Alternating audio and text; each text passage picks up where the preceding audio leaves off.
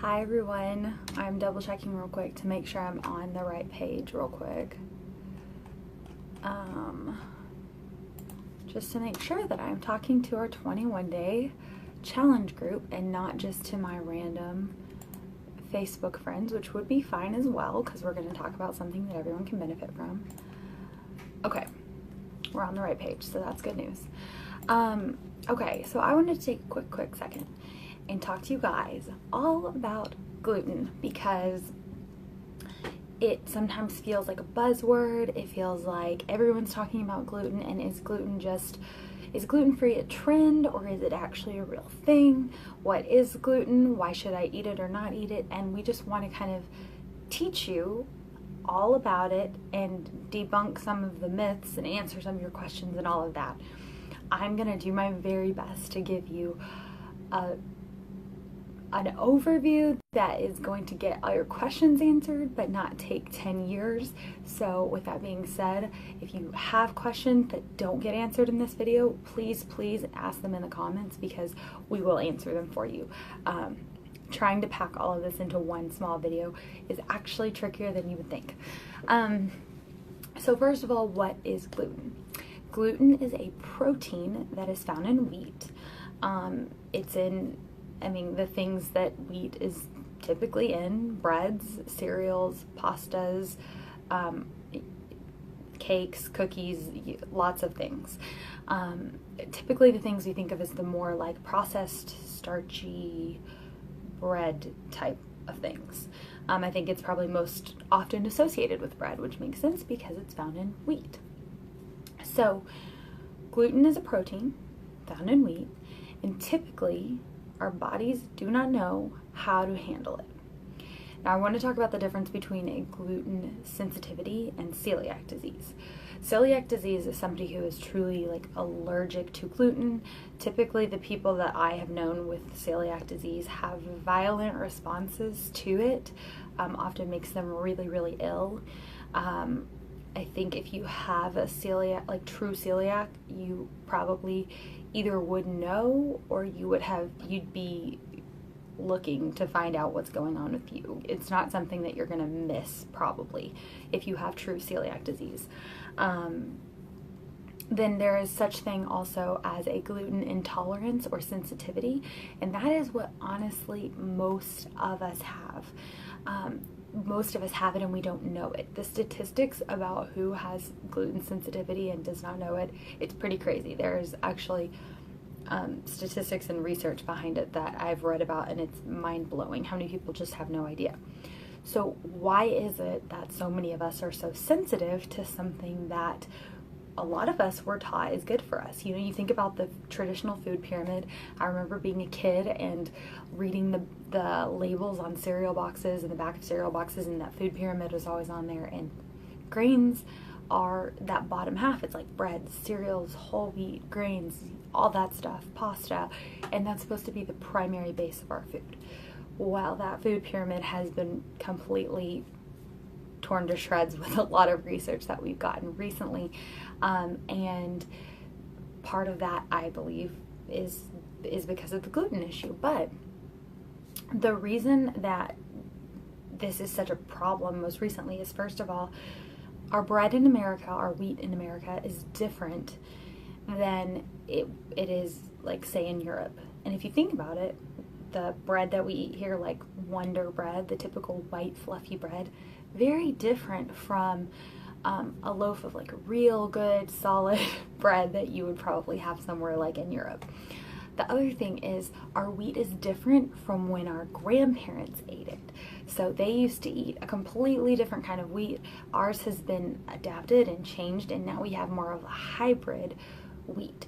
And so anyway, that's a little history behind like where did this all come from? Like how come all of a sudden we can't eat bread? Well, we're not eating the same bread. We're not eating the same bread our ancestors ate because we don't have the same wheat our ancestors had. It's similar to how corn is not the same anymore as it used to be, and that's a whole nother topic that I'm not going to discuss, but things change. It's also similar to why we need supplements now, even when we're eating a clean diet, because the soil that our food is grown in is not the same as it was before. So that's a whole different topic, a long road to go down. But if you're wondering how come all of a sudden bread is so evil, okay, I gave myself notes so that I wouldn't get off track because there's so much to talk about. Okay, so first of all, I feel like you probably know this, but just because something says gluten-free on the label doesn't necessarily mean that it's good for you. So keep that in mind when you're reading labels. The best thing to do is to look for things that don't have a lot of ingredients, but especially when you're looking on a label. So I know for one thing that's been coming up is the Ezekiel bread. And a lot of us consider Ezekiel bread a good, healthy alternative to regular white bread. And even I thought that for a while. I had no idea for the longest time that gluten was in the ingredients list. So even though the ingredients in that bread may be a little bit better than other breads, it still contains gluten. Here's why gluten is a problem. Because our bodies don't know how to react to it, to break it down. They see gluten when our body comes in, when gluten comes into our body, into our gut, where your gut is where your body says, this is nutrients, this is waste, etc. When gluten enters into your body, it doesn't know what to do with it, and it sees it as as an external threat. And basically what it does is your body starts attacking its own tissues, which sounds crazy, but if you think about when you get sick and your body, a virus or bacteria enters your body is trying to get that out as quickly as it can because it knows, it sees it, this is an external threat to us. We have to protect ourselves. And so when your body sees gluten and it doesn't know what to do with it, it doesn't know what it is, it starts attacking its own tissue. So this is where you see a lot of issues with gluten. We're going to talk about this more, I think later this week. I don't remember where it falls on our timeline, if it's this week or next week. But your immune system primarily lives in your gut. And so if your body is attacking itself because it's confused about the gluten situation, that's where you start to see things like you're getting sick all the time, you have allergies, like seasonal allergies, you could have mood disorders like anxiety, depression, let's see, I'm trying to think what else. It's an inflammatory thing. So anything that can be related to inflammation, like fibromyalgia or osteoporosis or anything that has like sore joints. I actually personally really notice my joints get super sore when I eat gluten. And it sounds so weird and crazy that like, how does eating bread make my joints hurt? I know it sounds weird if you're new to this whole concept, but it's just because your body does not know how to handle it, so it starts going into defense mode. It starts trying to protect itself. And the gluten actually disrupts your gut lining. Again, I know I'm throwing so much at you, and I'm trying not to make this like a super sciencey lesson, but I do want you to understand kind of why we're saying no gluten. Your gut has a lining that protects it. Again, it's that lining that says, okay, here's the nutrients and we're going to absorb these and send them into the bloodstream because these are good. And here's the barrier where we're going to protect and keep out the stuff that is not good for the body, and we're going to send it through the body as waste. So that's your gut. That's where all that happens. The sorting and our bodies are so smart to know what we need and don't need. So what happens with gluten is it can actually compromise that gut lining and give us something called leaky gut. And basically, if you were to see a picture of your gut lining, it looks like these little, like if my hands were at a line like this, if I had more hands, these little, almost think of the bottom of the ocean where it has seaweed coming up, and I think that's probably the best way. Anemone, think about Finding Nemo. And you know that on their little home that they live in, it looks like those little just free-flowing little tentacles almost.